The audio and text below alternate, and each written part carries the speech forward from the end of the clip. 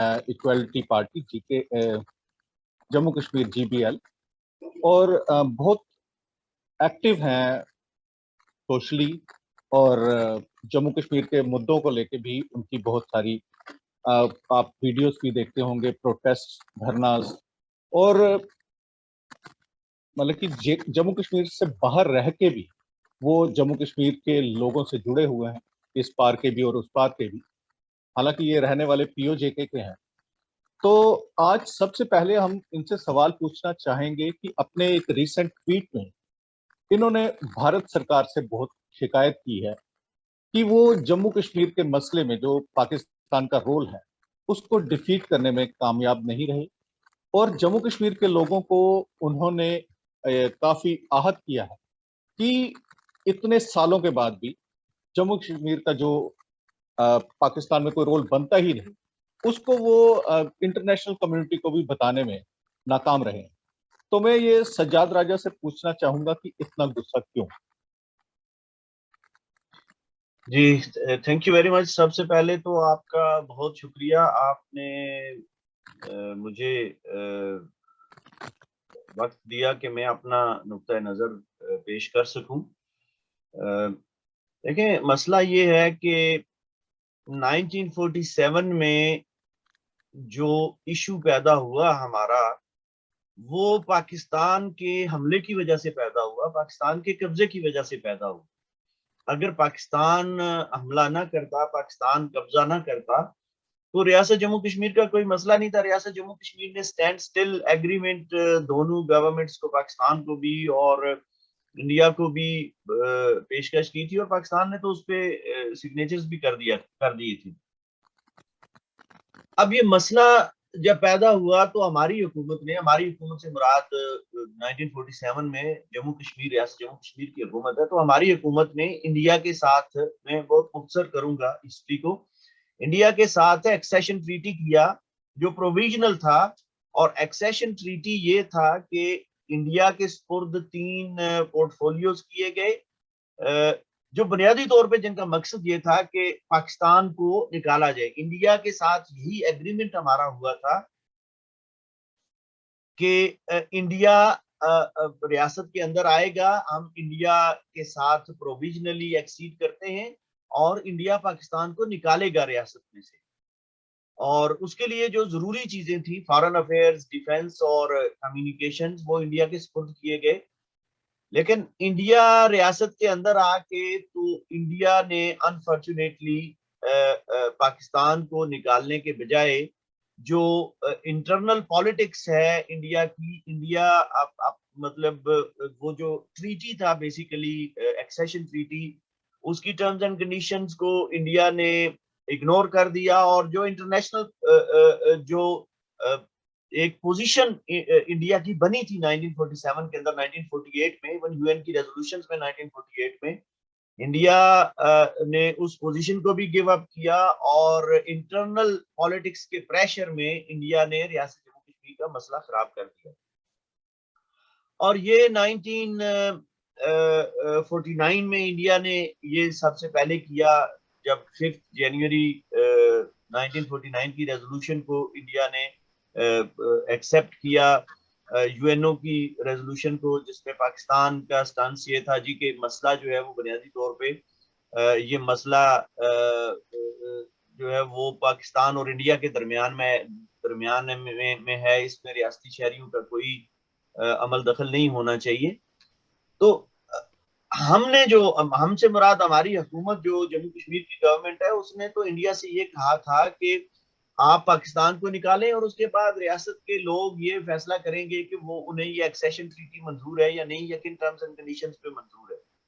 लेकिन इंडिया ने हमारे साथ वो ट्रीटी करके फिर हमारी गवर्नमेंट या हमें ही फारग कर दिया और पाकिस्तान के साथ प्यार की कीमतें बढ़ाना शुरू कर दी।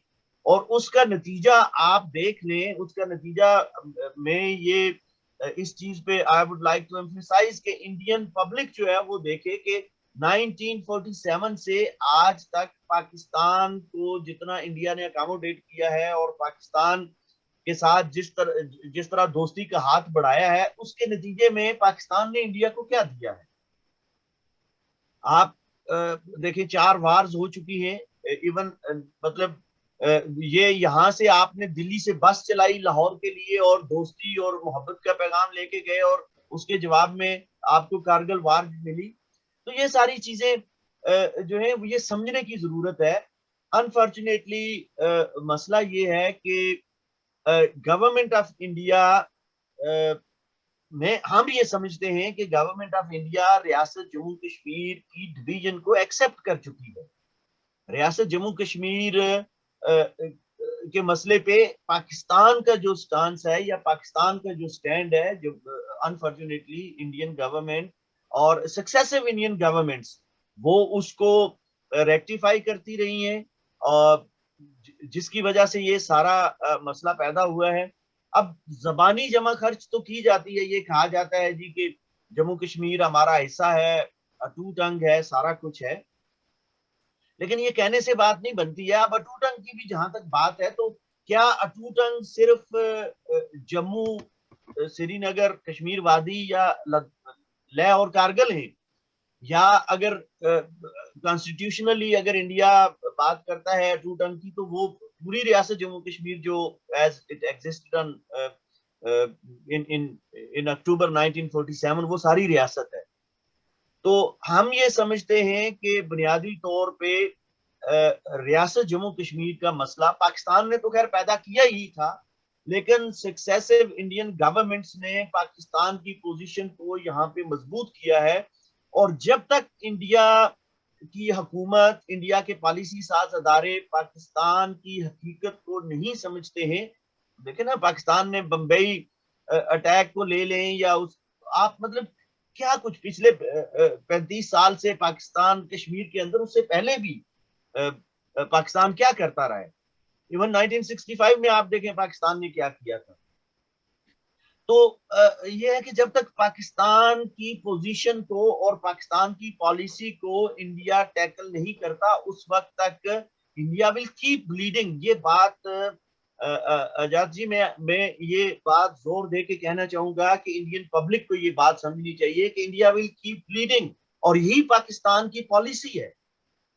मैं आपको बताऊं कि मेरी पाकिस्तान की मेरे एक फैमिली के मेरे बहुत गहरे दोस्त भी थे, और वो पाकिस्तान की एक सिक्योरिटी एजेंसी में थे। तो उन्होंने मुझे बताया एक दफा, उन्होंने कहा जी कि हमारी पॉलिसी ये है कि जो स्टेटस को है इसको उस वक्त कोई लगभग 68-70 ईयर्स हुए थे, तो वो कहते हैं कि ये जिस तरह 70 साल तक ये स्टेटस को चला है, हम ये चाहते हैं कि इसको कम से कम 30 साल मजीद चला लिया जाए, 100 साल तक इसको इसी तरह चलाया है। तो उनकी तो मतलब पाकिस्तान की तो पॉलिसी ये है। अब इंडिया की क्या पॉलिसी है? इंडिया की तो कोई, हम समझते हैं कि इंडिया की कोई जम्मू कश्मीर के ऊपर पॉलिसी है ही नहीं है सिरे से। इंडिया क्लेम कुछ करता है और हकीकत में कुछ और होता है। तो हम ये समझते हैं पीओजेके के लोग, हमें नहीं पता कि आप जम्मू के हमारे दोस्त जो हैं या कश्मीर वादी के हमारे दोस्त और लेह कारगिल में क्या पोजीशन है, लेकिन हम पीओजेके के लोग ये समझते हैं कि हमें एक कुर्बानी का बकरा बनाया गया है। हमारे तमाम हकूक जो है वो पाकिस्तान ने हमारे तमाम हकूक हमसे छीन लिए, और हम दुनिया की बदतरीन किस्म के निज़ाम के अंदर हम रहने पे मजबूर हैं। हमारा कोई पुरसान हाल नहीं है, कोई किसी किस्म के कानूनी, सियासी, आईनी, माशी हकूक हमारे लोगों को हासिल नहीं है। हम दर बदर की ठोकरें खाने पे दुनिया भर में मजबूर हैं। हम खुशी से बाहर नहीं आते। हमारे लोग जो बाहर आए हुए हैं वो बेचारे वो पेट की आग बुझाने के लिए आते हैं। तो बेशुमार मसाइल हैं हमारे। हमें पाकिस्तान ने हमें इंडिया के आगे डाला हुआ है, इंडिया ने हमें पाकिस्तान के आगे डाल दिया। और आप देखें ना, ये वाघा बॉर्डर पे ये मिठाई तकसीम करते हैं जब भी कोई इनका दिन होता है, कौमी दिन इंडिया या पाकिस्तान का, ये मिठाइयाँ तकसीम करते हैं, और वहां पे मिठाइयाँ तकसीम हो रही होती हैं, और सीज फायर लाइन पे जो है वो दो तरफा शेलिंग और फायरिंग हो रही होती है, और हमारे लोग दोनों तरफ मर रहे होते हैं। हमारे लोग आपकी साइड पे भी मर रहे होते हैं, हमारे लोग इस तरफ भी मर रहे होते हैं। तो जी। ये 75 साल से हम इस अजाब में फंसे हुए हैं। तो मैं ये विनती करूंगा आज आपके तवसत से और आपके जो नाजरीन हैं उनके तवसत से, कि इंडियन गवर्नमेंट को मजबूर किया जाए कि जो कॉन्स्टिट्यूशनल और जो कॉन्ट्रेक्चुअल जो ऑब्लिगेशंस है इंडिया की 1947 की, उनको इंडिया ऑनर करे और इंडिया अपनी पॉलिसी तब्दील करे जम्मू कश्मीर के ऊपर। जम्मू कश्मीर स्टेट जो है, as it existed on in October 1947, it must reunify, और उसके बाद अवाम जो है वो उनको एम्पावर किया जाए, पब्लिक जो है वो फैसला करे कि उन्होंने आगे क्या करना है। तो हम समझते सजाद हैं साहब, कि ये मसला रहा है।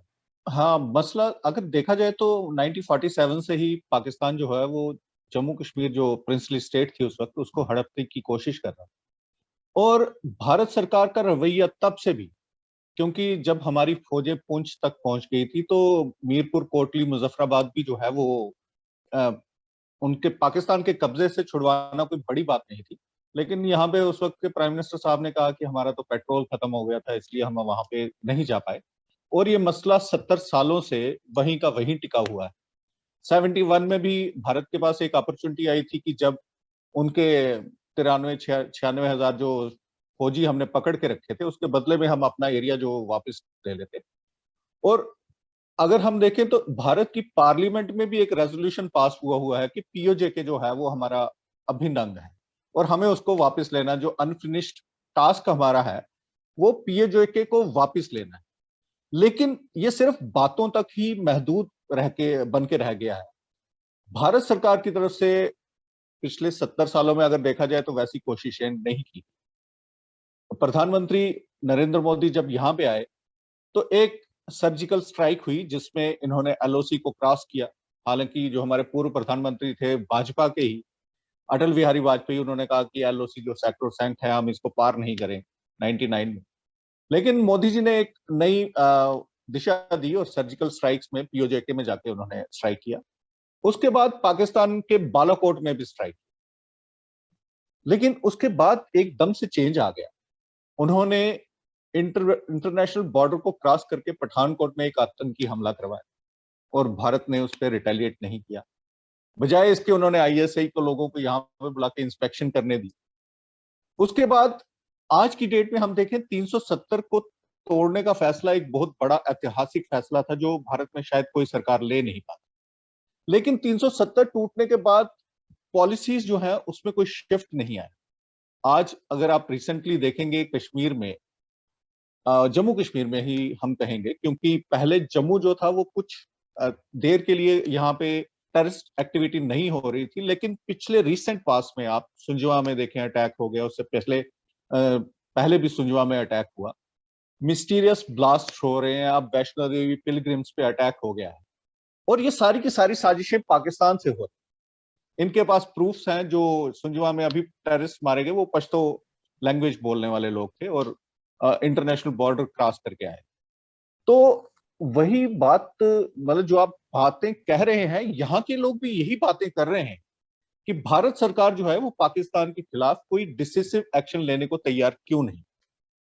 दूसरी बात आपकी पीओजेके की है। यहाँ पे भी अभी डिलिमिटेशन कमीशन आया तो उसने रिकमेंडेशन दी है कि पीओजे के लोगों को भी सीटें दी जाए। और यहाँ के जो पीओजे के लोग हैं, रिफ्यूजीज हैं, उनकी डिमांड थी कि आप हमारी वहां पे आपने 24-25 सीटें जो रिजर्व करके रखी हुई हैं उसमें से कुछ सीटें जो है वो डी रिजर्व कर दीजिए, ताकि पीओजेके के लोग जो हैं वो उन सीटों पे कंटेस्ट कर सके और अपनी आवाज को, अपनी बातों को वो कह सकें। तो अ, आप क्या समझते हैं कि जो भारत की इस वक्त एम्बेसीज ऑल ओवर वर्ल्ड हैं या जिनीवा में, यूनाइटेड नेशंस में, तो क्या वहां पे पाकिस्तान को एक्सपोज करने की कोशिश की जाती है भारत की तरफ से, या ऐसी पुरजोर कोशिश नहीं की जा रही, एक हाफ हार्टेड मेजर्स वहां पे किए जा जी देखें, आपने आपकी ये सारी गुफ्तगू में काफी सवाल पैदा हुए हैं, लेकिन जो आपने आखिरी बात की है, हम ये समझते हैं, मैं खुद जिनीवा जाता रहता हूँ और वहां पे हम देखते हैं कि जो जिस तरह से काम हो रहा है, मैं ये समझता हूँ कि भारत की पाकिस्तान को काउंटर करने की कोई स्ट्रेटेजी कभी रही नहीं है, और भारत कभी काम नहीं कर सका है जिस तरह भारत को करना चाहिए था। अब इसकी वजूहात क्या हैं, इसका जवाब तो भारत ही दे सकता है। हम तो वो बात कर सकते हैं जो हमें नजर आ रही है, जिस तरह जी, आपने भी कहा, मैंने भी कहा, इंडियन पब्लिक भी कहती है, बहुत सी पॉलिटिकल पार्टीज और पॉलिटिकल लीडर्स भी इस चीज पे मुतफिक हैं जी कि इंडिया को जो किरदार अदा करना चाहिए जम्मू कश्मीर के हवाले से वो इंडिया नहीं कर पा रहा है। अब क्यों नहीं इंडिया कर रहा है, ये सवाल तो आपको अपनी वहां पे गवर्नमेंट से पूछना चाहिए। लेकिन ये बात बिल्कुल तय है कि जिस तरह प्रोएक्टिवली और एग्रेसिवली जिस तरह पाकिस्तान जम्मू कश्मीर के मसले को, जम्मू कश्मीर तो पाकिस्तान कहता ही नहीं है, आपकी बात में भी ये एक पॉइंट मैंने नोट किया था कि पाकिस्तान को जम्मू कश्मीर से कोई गर्ज नहीं है। पाकिस्तान इस स्टेट को डिवाइड करना चाहता है और पाकिस्तान ने गिलगित बल्तिस्तान को, वो लद्दाख का वो हिस्सा जो पाकिस्तान के पास है, वो पहले से पाकिस्तान के पास है। पीओजे के जिसको हम नाम नेहाद, जिसको लोग आजाद कश्मीर कहते हैं, हम जो हमारा खिता है उस पे पाकिस्तान का कब्जा है। पाकिस्तान सिर्फ कश्मीर वादी को जो है वो इंडिया से लेना चाहता है। पाकिस्तान का बिल्कुल कोई इंटरेस्ट कारगिल और लद्दाख के साथ या जम्मू के साथ कोई किसी किस्म का कोई इंटरेस्ट नहीं है। और पाकिस्तान ये चाहता है कि ये स्टेट तकसीम हो जाए, कश्मीर पाकिस्तान को मिल जाए, और वो इसको कहता भी मसला कश्मीर है। जी। अब ये भी एक बड़ा अलमिया, और मैं हैरान हो जाता हूँ कि जब इंडिया वाले बात करते हैं तो वो भी इसको मसले कश्मीर ही कहते हैं। मतलब देखे ना, अगर इसको आप मसला पर्सनालिटी कश्मीर दोनों बना की के पेश देखिए। करेंगे तो इसकी डायमेंशन बिल्कुल चेंज हो जाती है। जी, ये मसला कश्मीर नहीं है बुनियादी तौर पे, ये रियासत के 2 करोड़ लोगों का मसला है। और अगर इसको आपने 2 कौमी नजरिए के मुताबिक इसको तकसीम करना है तो फिर तो और बहुत से पेंडोरा बॉक्स खुल जाते हैं ना। अगर आप 2 कौमी नजरिए या जो 1947 में जो जिसको इंडियन इंडिपेंडेंस एक्ट कहा जाता है उसकी टर्म्स एंड कंडीशंस के मुताबिक अगर आपने चीजों को देखना है तो फिर तो हैदराबाद का भी मसला पैदा होगा, फिर जूनागढ़ का भी मसला पैदा होगा, मनावादार का भी होगा। अगरचे वो सारी चीजें अब बहुत दफन हो चुकी हैं तारीख की गर्द के अंदर नीचे, लेकिन बहरहाल मैं मुख्तसर करता हूं तो बात यह है कि इंडिया बिल्कुल पाकिस्तान का जो एग्रेसिव डिप्लोमेटिक अटैक है और हमेशा से जो रहा है उसको इंडिया काउंटर नहीं कर सका है।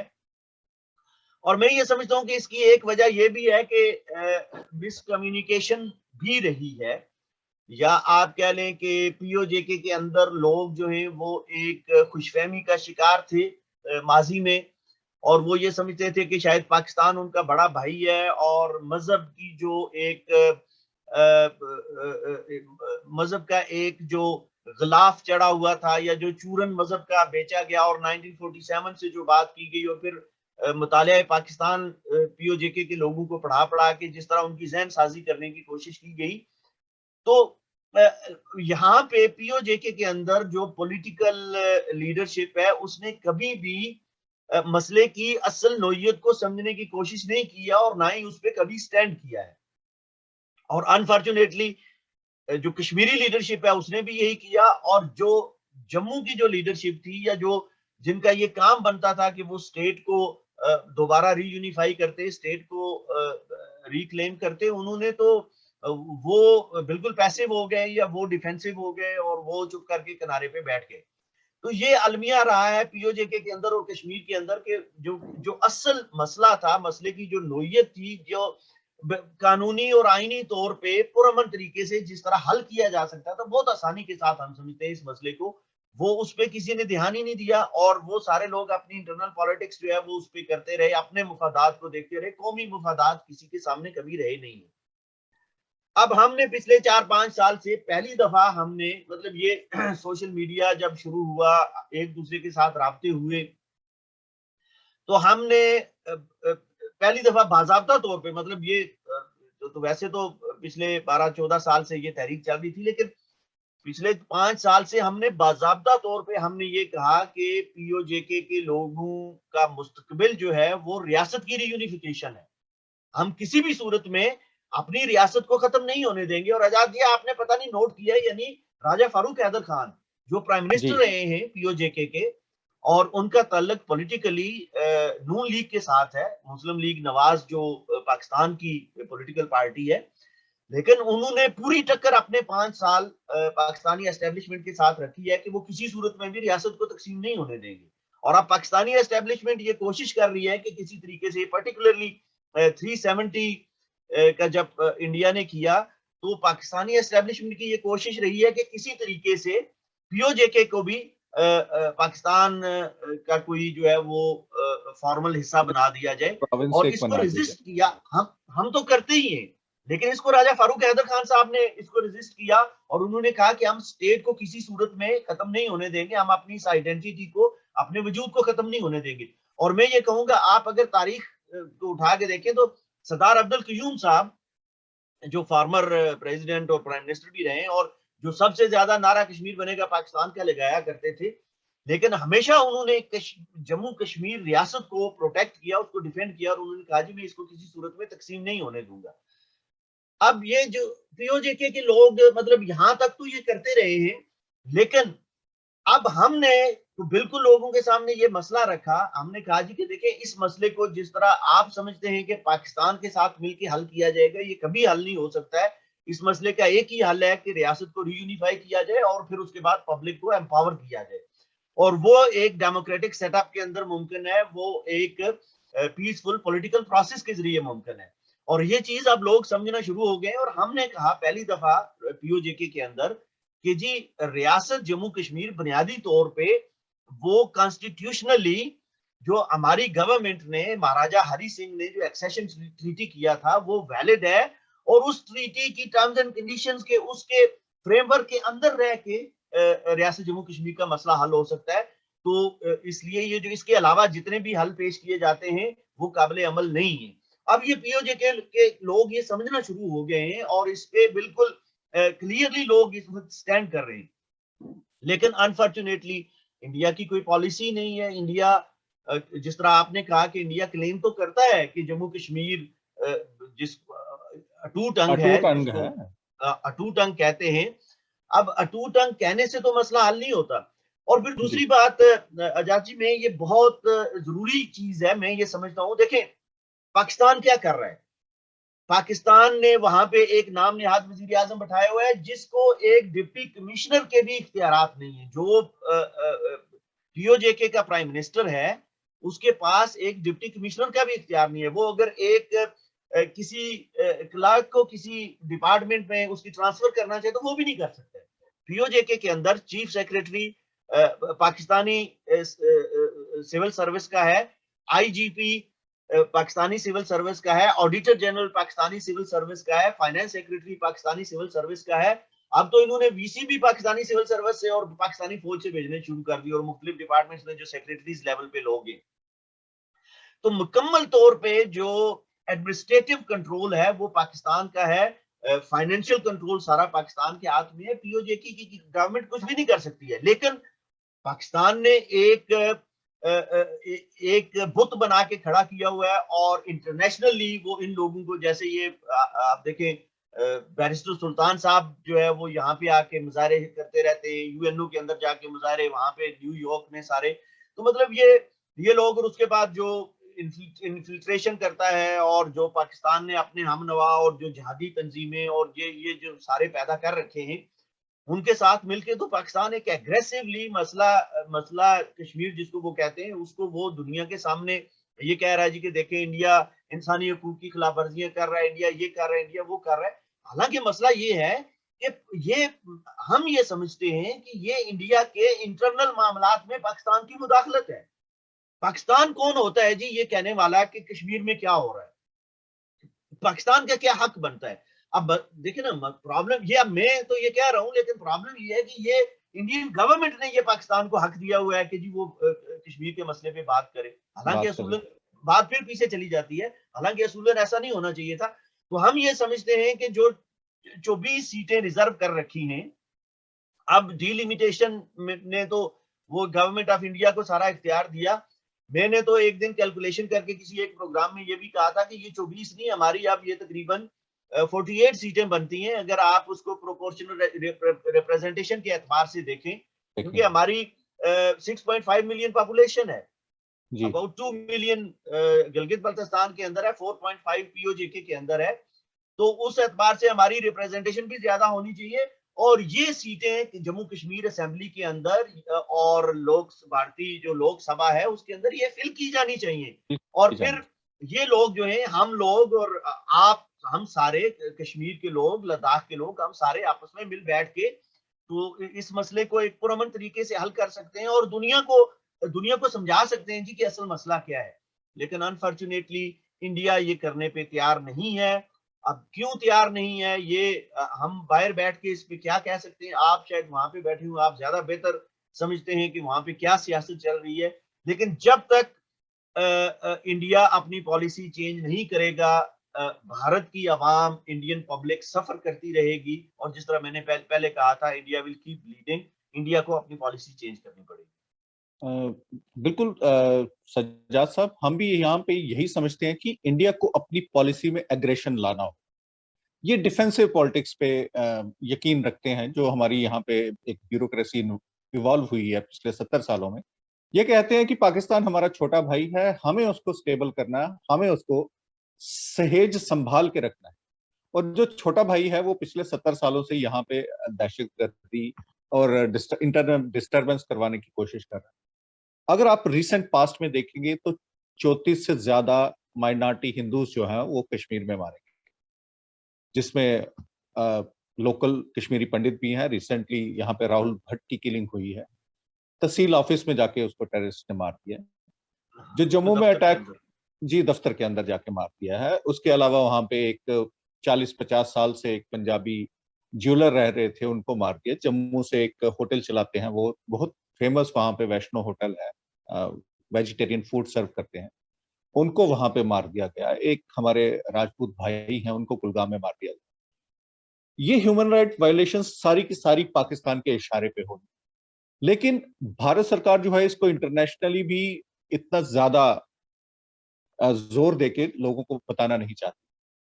और जो उनके यहाँ पे ओजीडब्ल्यूज हैं, पाकिस्तान के ओजीडब्ल्यूज हैं, उनको भारत सरकार ही यहाँ पे पिछले 70 सालों से ही प्रोटेक्ट करती रही। अब ये सरकार आई है, कुछ एक को जिनको इन्होंने जेल में डाल दिया, जिसमें शब्बीर शाह, यासीन मलिक, आसिया अंद्राबी जैसे लोग हैं। लेकिन जो उनके ओवरग्राउंड वर्कर्स यहाँ पे पॉलिटिकली मेन स्ट्रीम में है, उनको government of India he protect करती है। हमारे सर होम मिनिस्टर बार बार कहते हैं कि यहाँ पे 3 डायनेस्टीज ने यहाँ पे तबाही की है, जिसमें एक शेख फैमिली है, मुफ्ती फैमिली है, और एक हमारे प्रधानमंत्री जी के खास दोस्त भी हैं। तो उनको government of India he protect करके उनको भारत के खिलाफ, और जम्मू कश्मीर में जो पाकिस्तान का यहाँ पे चल रहा है, जो उसको प्रोटेक्ट करने की कोशिश करते हैं, ये भारत सरकार ही यहाँ पे करती है। तो ऐसे में जो आप बात कह रहे हैं, भारत के लोगों का भी यही कहना है कि हमें एक एग्रेसिव डिप्लोमेटिक ऑफेंसिव लॉन्च करना चाहिए, जो पाकिस्तान की यहाँ पे ह्यूमन राइट्स वायलेशंस कर रहा है, यहाँ पे दहशतगर्दी फैला रहा है। जो पीओजे के में आप देखिए यहाँ पे कितनी लोग वहां पे गायब हो जाते हैं, जिनको कोई पता नहीं चलता। कोई वहां पे घर पे बाहर से घर जाता है किसी की मैयत पे, तो वहां पे उसको मार दिया जाता है। तो ऐसी बातें, क्योंकि पीओजे के जो है वो भारत गवर्नमेंट ऑफ इंडिया का उसकी रिस्पॉन्सिबिलिटी बनती है, पीओजे के लोग, जम्मू कश्मीर के लोग। और जो पाकिस्तान की दहशतगर्दी है उसको एक्सपोज करने के लिए भारत सरकार ने मतलब कि रिन्यूड एक ऑफेंसिव उनके खिलाफ लॉन्च करना चाहिए। साथ में जो टेररिस्ट एक्टिविटी है उसको रोकने के लिए भी इनको यहाँ पे कदम उठाने चाहिए। लेकिन अभी तक ऐसा हो नहीं पा रहा। लेकिन आप और हम मिलके ये कोशिश जरूर करेंगे कि भारत सरकार जो है वो हमारी बातों को सुने, आपकी बातों को भी। और ये देखा जाए तो ये भारत के हित की बातें हैं, उनके खिलाफ कोई बात नहीं। एक आखिरी सवाल मैं आपसे पूछना चाहूंगा कि अभी पाकिस्तान में रिजीम चेंज हो गया, इमरान खान साहब चले गए और नई सरकार बन गई।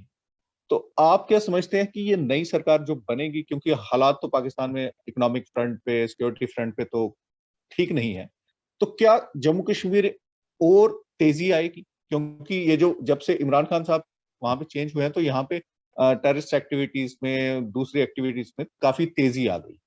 तो क्या आपको लगता है कि अभी और ज्यादा यहाँ पे आतंकी घटनाएं बढ़ेंगी जम्मू कश्मीर में? जी जी, ये मैं समझता हूँ कि देखिए, एक बात तो पाकिस्तान के हवाले से ये है कि पाकिस्तान की जो फॉरेन पॉलिसी सारी है, और पर्टिकुलरली जो पाकिस्तान की जम्मू कश्मीर कश्मीर पॉलिसी है, वो सारी की सारी फौज बनाती है। जी। और बल्कि पाकिस्तानी फौज का तो सर्वाइवल ही इस इंडिया के साथ कोल्ड वार आप इसको कह लें, या इंडिया के साथ जंग में पाकिस्तानी फौज का सर्वाइवल है, क्योंकि अगर इंडिया के साथ दोस्ती हो जाएगी पाकिस्तान की तो फिर पाकिस्तानी फौज किस तरह पाकिस्तानी पब्लिक को ये बताएगी जी कि हमें मतलब इतनी बड़ी फौज पाकिस्तान की जरूरत है। और पाकिस्तान की फौज तो पाकिस्तान के अंदर उसकी अपनी एक अलग स्टेट है, वो तो बिल्कुल ही उसका तो आप शायद वहां जिस बंदे जो बंदा पाकिस्तान में नहीं गया हुआ है या पाकिस्तान की फौज के सारे निजाम को नहीं समझता, वो तो तसव्वुर भी नहीं कर सकता है कि पाकिस्तान की फौज पाकिस्तान में किस तरह की जिंदगी गुजार रही है। तो वो ये सारी चीजें गिव अप नहीं करना चाहते, इसलिए जब भी कोई इंटरनल कोई प्रॉब्लम आती है, कोई प्रेशर आता है फौज के ऊपर, तो वो कश्मीर के अंदर गड़बड़ शुरू करवा देते हैं लोगों की अटेंशन डाइवर्ट करने के लिए।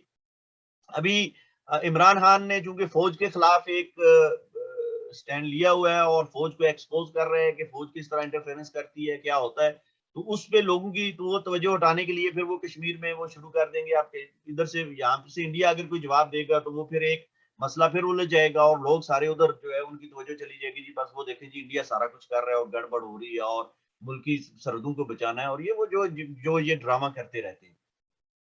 लेकिन एक चीज मैं और आपको बता दूं कि ये गवर्नमेंट अभी शहबाज शरीफ को प्राइम मिनिस्टर बनाया गया, इससे पहले आप देखें नवाज शरीफ प्राइम मिनिस्टर थे जब, और जी नवाज शरीफ ने दोस्ती का हाथ बढ़ाया इंडिया की तरफ। आप देखें 99 में क्या हुआ, जी और जी मुशर्रफ काफी। ने मतलब उसी उसी दोस्त वो अगर आप उसको पूरे उस पर्सपेक्टिव में देखें जो उस वक्त जो डेवलपमेंट्स हो रही थी, तो सिर्फ इंडिया के साथ दोस्ती करने की जो ख्वाहिश थी सिविल गवर्नमेंट की, जो डेमोक्रेटिक गवर्नमेंट थी पाकिस्तान के अंदर, उसकी इस ख्वाहिश की वजह से नवाज एक तो कारगिल जंग भी इन्होंने शुरू की और फिर नवाज शरीफ को भी इन्होंने हटा दिया। अब देखिए नवाज हटा शरीफ के दिया। साथ क्या हुआ, और उसके बाद मुशर्रफ का मार्शल लॉ और वो सारा दौर चलता रहा। तो उसके बाद हमेशा से आप देखेंगे कश्मीर के ऊपर जो भी बात है वो पाकिस्तान के का GHQ करता है। पाकिस्तान के कभी फॉरेन मिनिस्टर से कभी आपने कोई बात सुनी है कि वो भी कोई बात करे?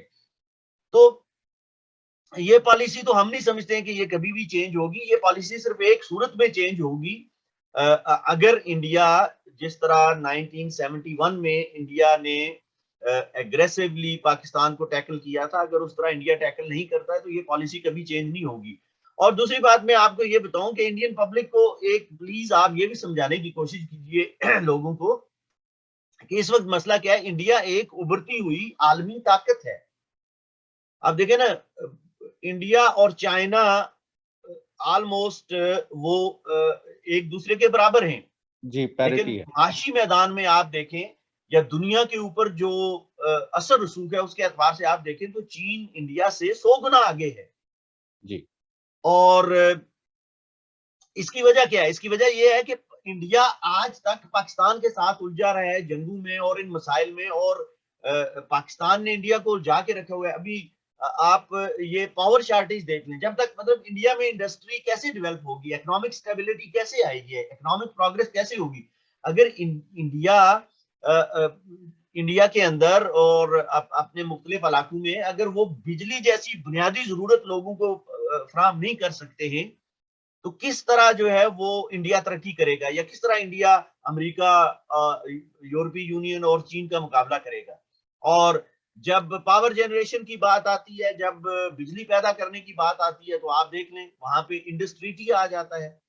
जी वहां पे पाकिस्तान के साथ जो है वो इनके किए हुए मायदे, तो पाकिस्तान ने जब कभी किसी मायदे की कोई परवाह नहीं की है, तो सवाल ये पैदा होता है कि फिर इंडिया इन मायदात की क्यों पाबंदी करता है और इंडिया को इतनी क्या मुसीबत पड़ी हुई है। तो आप देख लें जैसे 99 की कारगिल वार थी, तो कारगिल वार में जो है वो कारगिल वार के बाद अगर कारगिल वार 6 दिन मजीद चलती तो पाकिस्तान के पास तो ऑयल सारा खत्म हो गया था। खत्म हो। पाकिस्तान तो कोई लंबी जंग लड़ ही नहीं सकता है। और इस वक्त पाकिस्तान की जो इकोनॉमिक कंडीशंस हैं वो आपके सामने है, जो सारी सूरत हाल है। तो अब ये है कि मेरे ख्याल में इंडिया को और नहीं तो कम से कम अपना मफाद जो है या अपना जो वजूद है उसकी हद तक तो कोई इंडिया को एक स्टांस लेना चाहिए, इंडिया को एक बोल्ड किस्म का मौकफ इख्तियार करना चाहिए। अगर ये इंडिया नहीं करेगा तो किस तरह हालात बेहतर होंगे और इंडियन पब्लिक किस तरह जो है वो इस 21वीं सदी में बाकी दुनिया का मुकाबला करेगी। तो ये सवालात हैं जिन पे सोचने की जरूरत है। और इंडियन पब्लिक जिस तरह आप देखेंगे वहां पे हम समझते हैं कि साइंस टेक्नोलॉजी में और एजुकेशन में लोग बहुत ज्यादा आगे हैं और डेमोक्रेटिक सेटअप भी है उनका, डेमोक्रेटिक फ्रेम ऑफ माइंड भी है, सारा कुछ है।